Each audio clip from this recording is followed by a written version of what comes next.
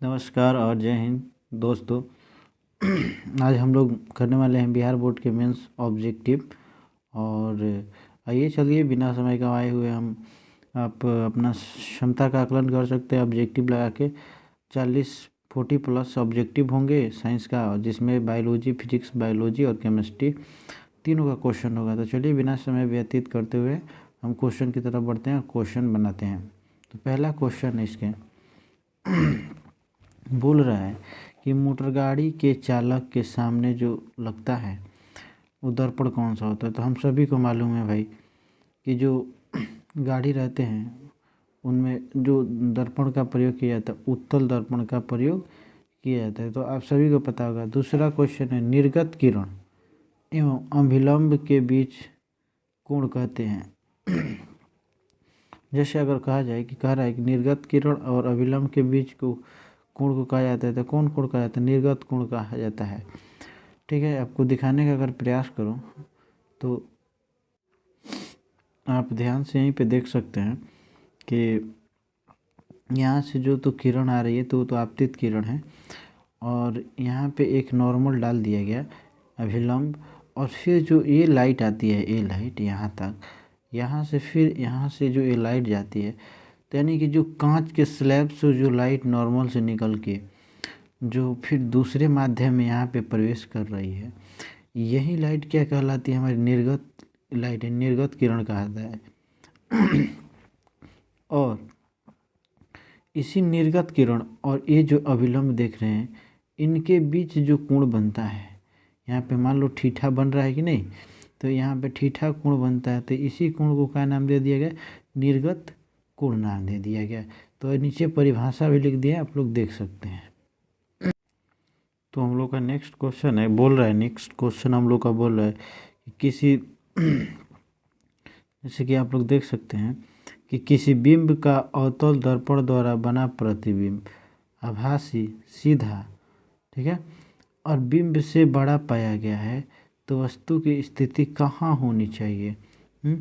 यानी कि कहाँ बड़ा अवतल दर्पण में वस्तु को कहाँ रखें कि प्रतिबिंब का आकार क्या हो? बड़ा हो। तो आपको पता है कि जब वस्तु को इन्फिनिटी पे रखा जाता है, यहाँ पे इन्फिनिटी पे, अनंत पे, तो उसका प्रतिबिंब कहाँ के बनता है? यहाँ पे, यहाँ पे फोकस पे, और पॉइंट साइज का होता है। और ये हम इधर बढ़ते जाते हैं, मान लो कि हम सी और इन्फिनिटी के बीच में कोई वस्तु रखते हैं, तो इसका आकार थोड़ा सा बढ़ेगा, इसके और इसके बीच बनता है। अगर यहाँ पे मान लो सी पे रखते हैं तो वस्तु के आकार जितना ही बनता है। ठीक है, तो अब देखते हैं इसमें कौन सा ऑप्शन हमको सेटिस्फाइड करता है। यानी कि वो कहने का क्वेश्चन करते हैं कि यहाँ पे दर्पण में कहाँ रखे, मुख्य अक्ष पे कहाँ रखे कि जो आपका बनने वाला प्रतिबिंब होगा, जो भी चित्र बने, क्या हो? बड़ा दिखे। तो आइए देखते हैं। तो यहाँ पे तो हो नहीं सकता, तो अगर ऑप्शन आप डी देखें तो ऑप्शन डी आपका सेटिस्फाइड कर जाएगा। यदि आप फोकस और ध्रुव के बीच वस्तु ऑब्जेक्ट को रखिएगा ना, तो सीधे सीधे क्या करता है भाई?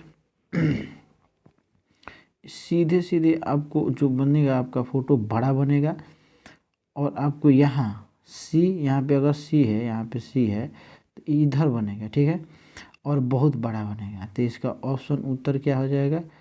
इसका डी उत्तर हो जाएगा। आपको अवतल दर्पण की बात कर रहे थे, इसका उत्तर आप लोग डी लगा दीजिएगा।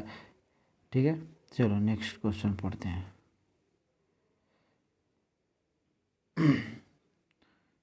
जो कह रहा है कि जो नेत्र निकट स्थित वस्तु को साफ नहीं देख पाता है, यानी कि क्या कह रहा है कि आपकी आँख, यदि किसी भी व्यक्ति की आँख निकट स्थित वस्तु को नहीं देख सकता है, तो उसके आँख में कौन सा दोष हो जाता है? तो आप याद कर लीजिए इस बात को कि यदि आपको निकट दृष्टि दोष हुआ है, निकट की वस्तु साफ साफ आपको नहीं दिखाई दे रही है, ठीक है, तो आपको वहाँ पे दूर दृष्टि दोष हुआ है। ठीक है, आपको वहाँ पे बाबू दूर दृष्टि दोष हुआ है। यदि आपको दूर की वस्तु साफ साफ नहीं दिखाई दे रही है, तो आपको निकट दृष्टि दोष हुआ है। तो इसमें कौन सा क्या क्वेश्चन क्या कह रहा है कि जो नेत्र निकट स्थित वस्तु को साफ से नहीं देख सकती या देख सकता है, क्या कह रहा है, जो नेत्र निकट स्थित वस्तु को साफ नहीं देख सकता उस नेत्र में होता है, क्या होता है भाई, तो उस नेत्र में निकट है ना, तो इसमें इस नेत्र में दूर दृष्टि दोष होगा। चलो नेक्स्ट क्वेश्चन पे पढ़ते हैं। बोल रहा है आपका यहाँ पे किलो वाट घंटा, ठीक है, यहाँ पे किलो वाट घंटा बोल रहा है कि WH मात्रक होता है। तो ये जो होता है एनर्जी का मात्रक होता है, ठीक है, विद्युतीय ऊर्जा का। तो कैसे होता है, जो यहाँ पे तो वाट जो होता है बाबू, वाट, ये वाट है आपका, वाट तो वाट किसका मात्रक होता है, शक्ति का, ठीक है। वही बात कहना चाह रहे हैं कि यहाँ पे जो ये वाट है आपका, वाट, ये वाट तो आपका शक्ति का मात्रक हो जाएगा, लेकिन ये इसमें आपका मल्टीप्लाई घंटा भी तो है या आवर्स भी तो है।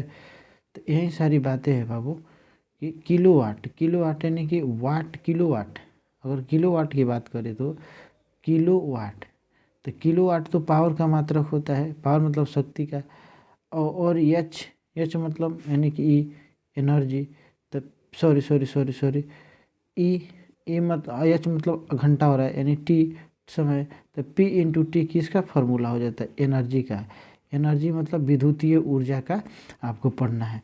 तो ई के ऑप्शन नंबर इसमें कौन सा हो जाएगा, ऑप्शन सी हो जाएगा, आँख मूंद के मारिएगा, VVI है, ठीक है। चलो नेक्स्ट क्वेश्चन देखते हैं। ये जो आपका क्वेश्चन है 6 नंबर, ये सीधे फार्मूला बेस्ड क्वेश्चन है।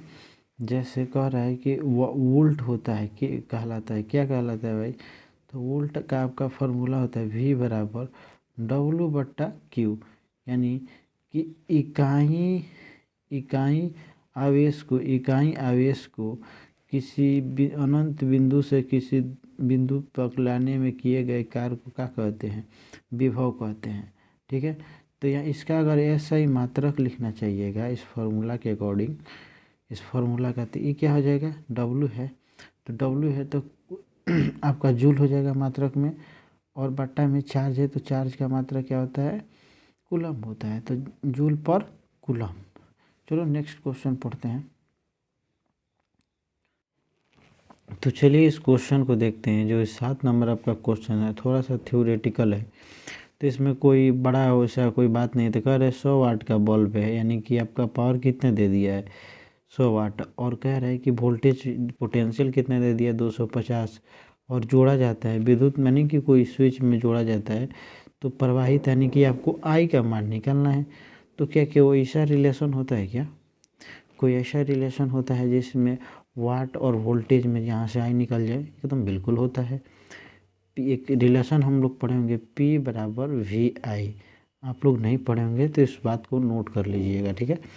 तो V कितना दे, इसमें P दिया है कितना, 100 वाट यानी पावर, तो पावर 100 वाट दे दिया है, और वोल्टेज 250 दे दिया है। आप इसको 10 से 10 कैंसिल हो जाएगा, ठीक है। अब जब इसको आप इधर ले जाकर डिवाइड करिएगा तो ये आ जाएगा 0.4, ये आई का वैल्यू निकल जाएगा। आई कैंची में नापा जाता है, एम्पियर में, तो आप एम्पियर में इस वैल्यू को मेजर कर लीजिएगा। चलिए नेक्स्ट क्वेश्चन पढ़ते हैं। यानी कि यहाँ पे कह रहा है 8 नंबर में कि लघु पथन के समय परिपथ में धारा का मान बढ़ जाता है। लघु पथन क्या होता है कि शॉर्ट सर्किट की यहाँ बात कर रहा है, ठीक है। शॉर्ट सर्किट यानी शॉर्ट सर्किट क्या बाबू, शॉर्ट सर्किट होता है तो धारा का मान बहुत अधिक बढ़ जाता है, ठीक है, इसलिए ऑप्शन सी होगा, ठीक है। कह रहा है कि सोलर कुकर में प्रयुक्त बर्तन में प्राय, जैसे क्वेश्चन बोल रहा है कि सोलर कुकर में प्रयुक्त प्राय किस रंग के पेंटेंट होता है, तो इसका आपका आंसर हो जाएगा बाबू B नंबर, ठीक है।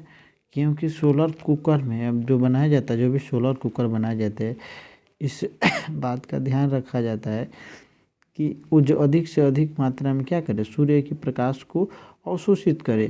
तो एक काला रंग ऐसा होता है जो सूर्य की प्रकाश को अवशोषित करने में क्या सहायता प्रदान करता है, इसलिए सौर कुकर में प्राय निम्नलिखित किस रंग का पेंटेड, यानी जो उसका पेंदी देखते हैं ना, तो पेंदी टाइप का है वो बर्तन जो भी बनाया जाता है ज़्यादातर ब्लैक करके ही बनाया जाता है, क्योंकि वो क्या बोलते हैं कि वो लाइट एब्जॉर्ब करने की क्षमता किसके सबसे ज़्यादा किस रंग के पास होता है, ब्लैक रंग के पास, इसीलिए ब्लैक आप चेकआउट कर दीजिएगा।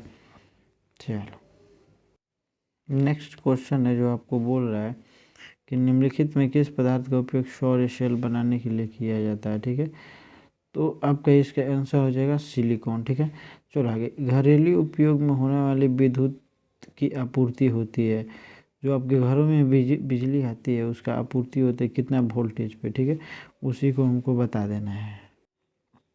तो ये जो होता है हमारे घरों में जो बिजली आती हैं ये आपके सामान्यतः 220 वोल्ट रहती है। ठीक है, तो घरेलू परिपथ में उपयोग होने वाली बिजली 220 वोल्ट होते हैं, लेकिन इसका जो फ्रीक्वेंसी होता है 50 हर्ट्ज पे होता है। ठीक है, तो आपको 220 वोल्ट और 50 हर्ट्ज यानी फ्रीक्वेंसी उसका क्या होता है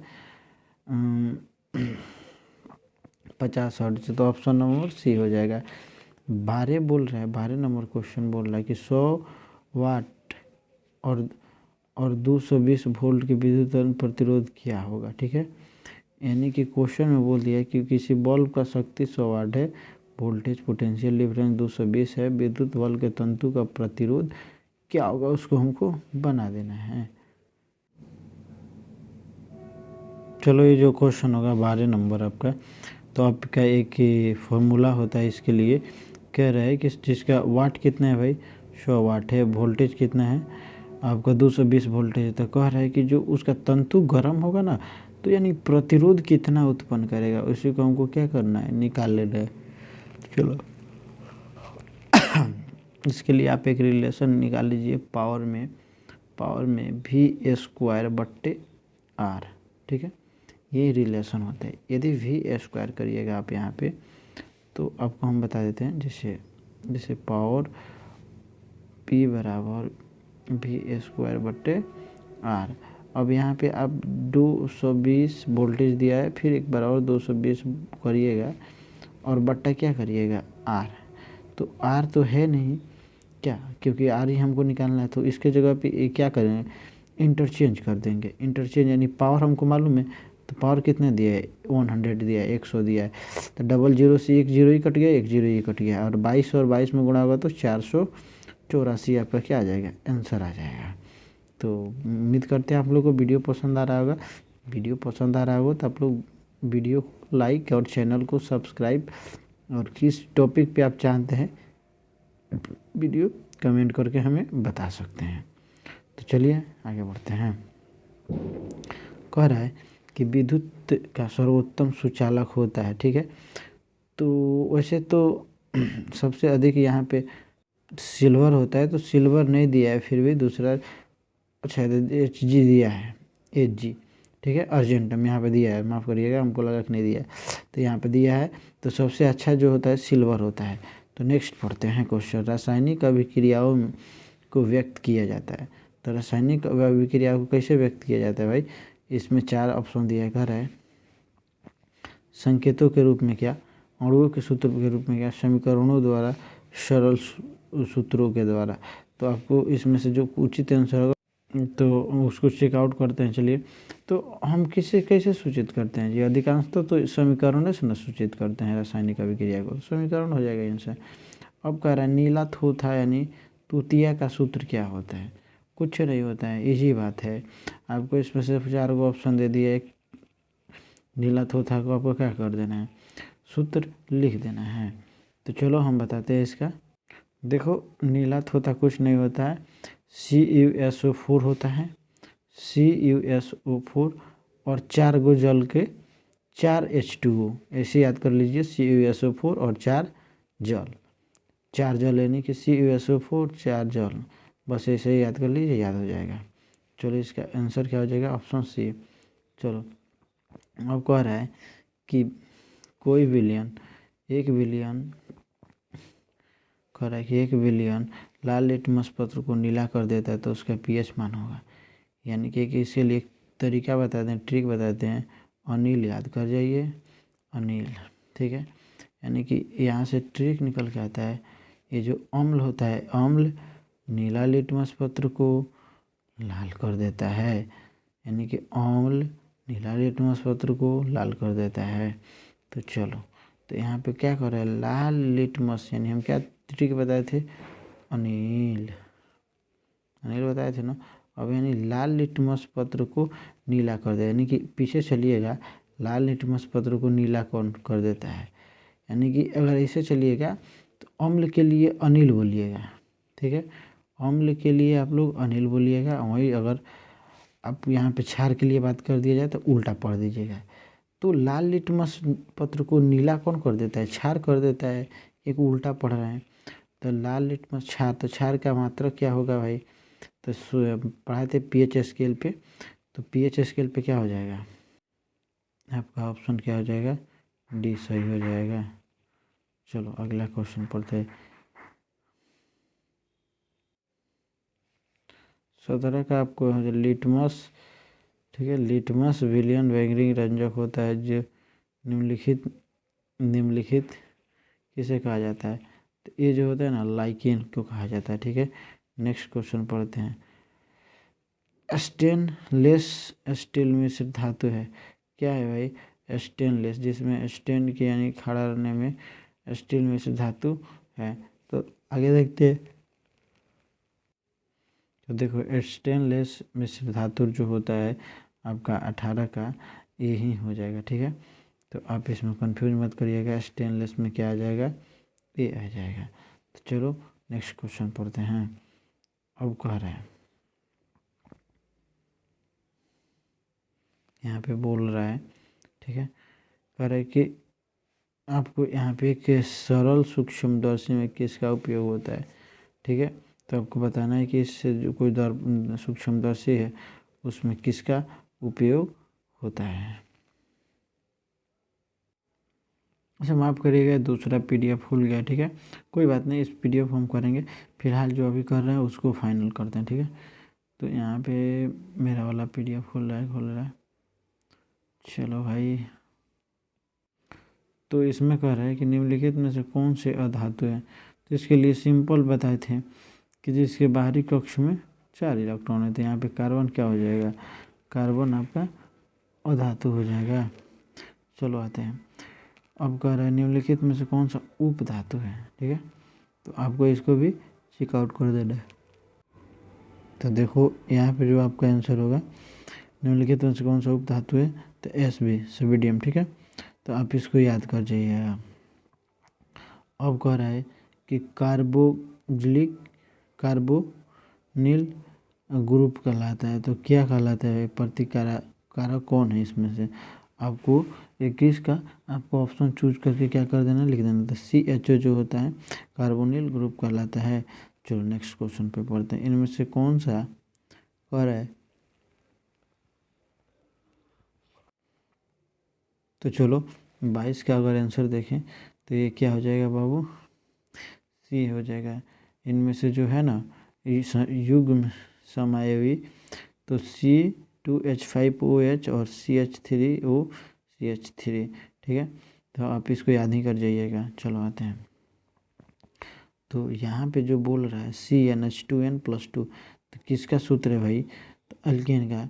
बताए थे ना क्लास में इस बात को, तो आप लोग को याद होगा। तो आप इसका ऑप्शन क्या कर जाइएगा, 30 का ऑप्शन सी चेकआउट कर जाइएगा। अल्केन, अल्केन बताए थे, इन अगर रहता वहीं पे इन रहता तो आइन रहता तो अल्किन रहता तो या 2 नहीं लगाते आप। ठीक है, और इन रहता तो -2 कर लेते, तो कोई कन्फ्यूजन नहीं होना चाहिए था। आओ नेक्स्ट क्वेश्चन पे आते बढ़ते हैं। ये जो कह रहा है कि मेंडलीव जो थे, मेंडलीव, तो मेंडलीव ने तत्वों को निम्नलिखित में किसके बढ़ते हुए क्रम में लिखा था, परमाणु संख्या। ठीक है,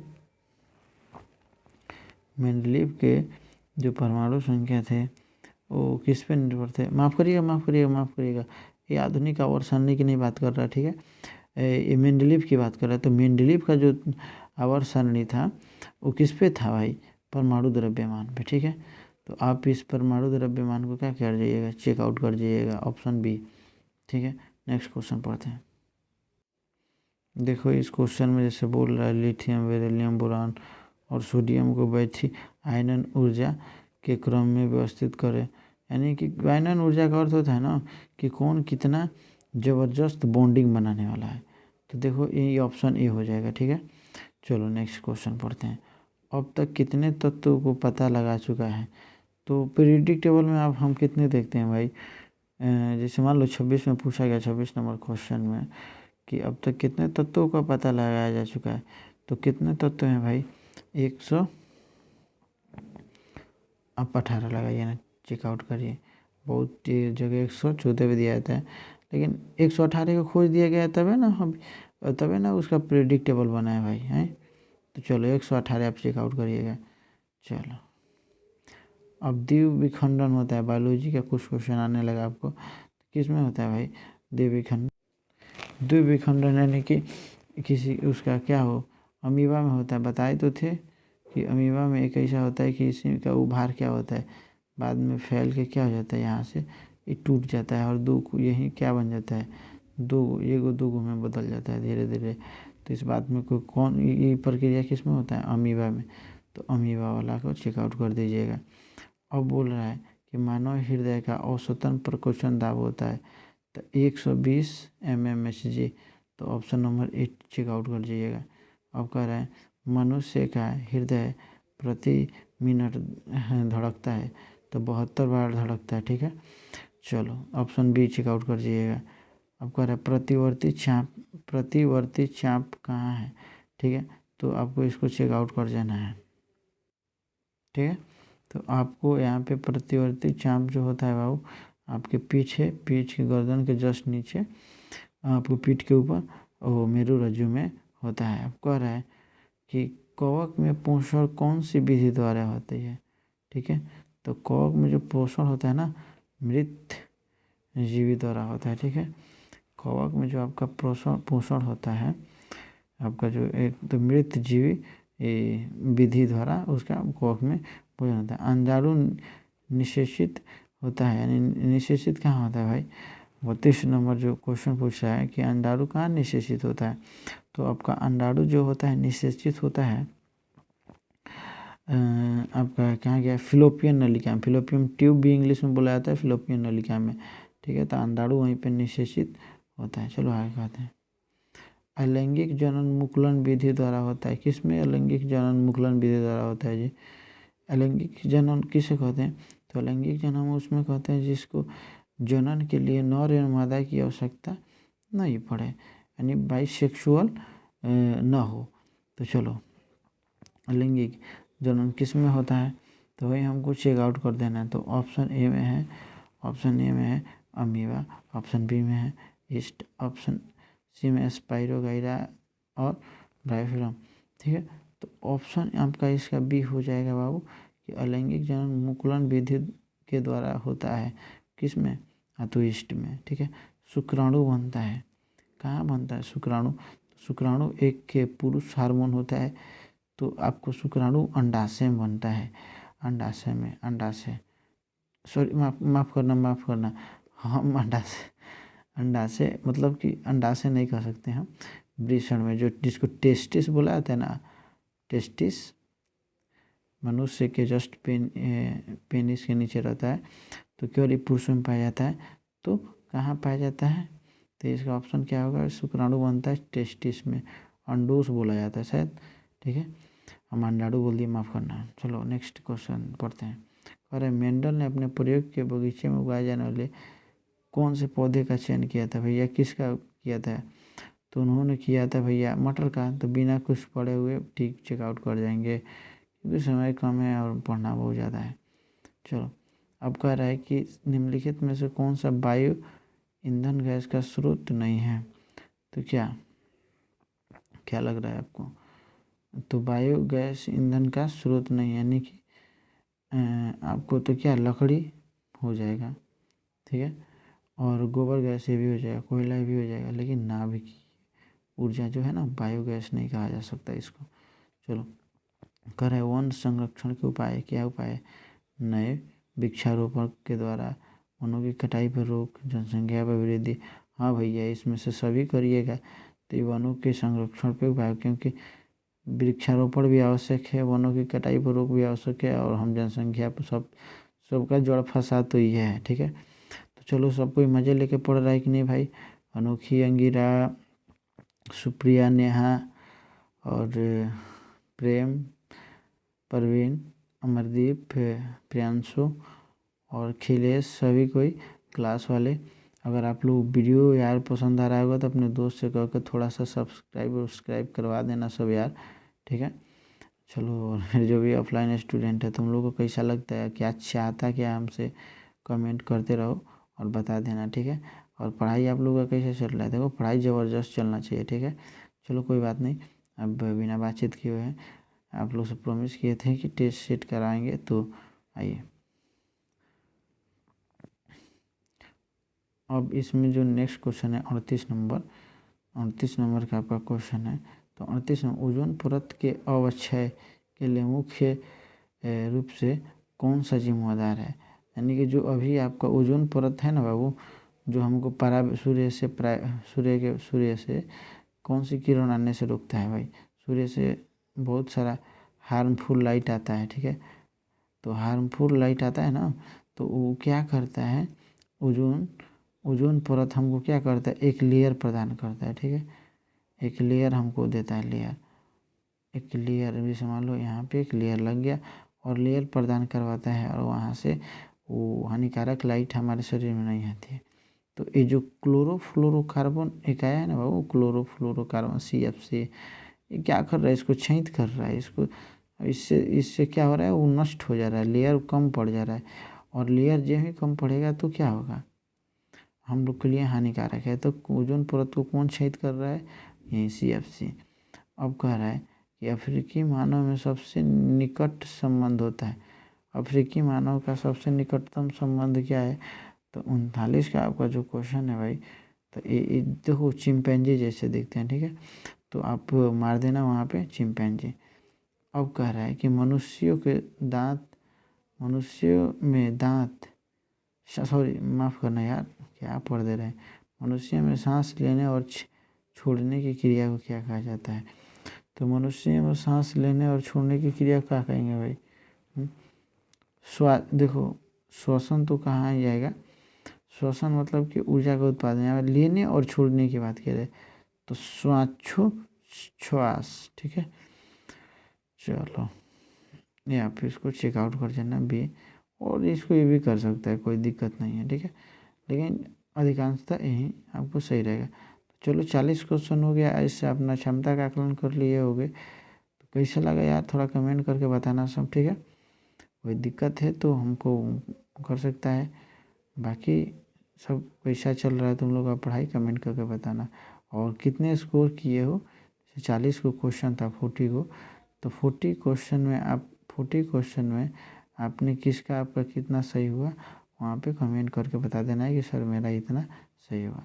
फिलहाल के लिए जय हिंद, और हमें सपोर्ट करने के लिए चैनल को like and subscribe to watch the more video, and please comment us how which type of video you want with me. Okay, चलो हम भी तुम लोग के साथ थोड़ा सा इंग्लिश झाड़ लेते हैं, कोई बात नहीं।